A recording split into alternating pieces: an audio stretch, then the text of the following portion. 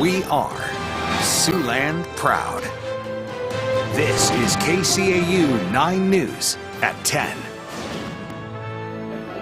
Protesters gather in the U.S., Poland, England, and even Russia as Ukraine remains under fire.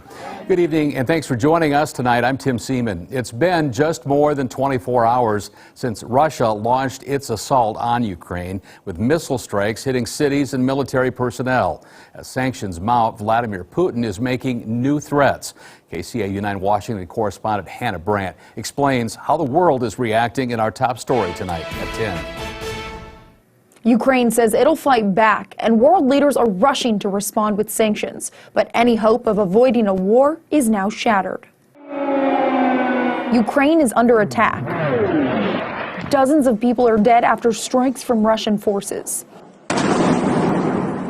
Putin chose this war, and now he and his country will bear the consequences. The president says the U.S. and allied countries will put new restrictions on major Russian banks, impose controls on exports, and sanction elite families. And Putin's aggression against Ukraine will end up costing Russia dearly, economically and strategically.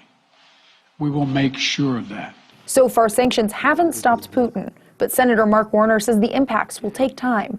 It's going to take a toll, this economic damage that will happen with the Russian citizens. I think Putin will pay a high price. An additional 7,000 U.S. soldiers are being deployed to Germany to reinforce the NATO presence there. But those troops will not enter Ukraine. Ukraine's ambassador says their people will fight back. We're doing everything possible to defend our country. Some Republicans have criticized President Biden's approach, blaming him for not doing enough. Senator Chuck Schumer says that needs to stop. America should be united as we were united at 9/11, as we have been united in the past. And the president promises the U.S. will continue to punish Putin. America stands up to bullies. We stand up for freedom.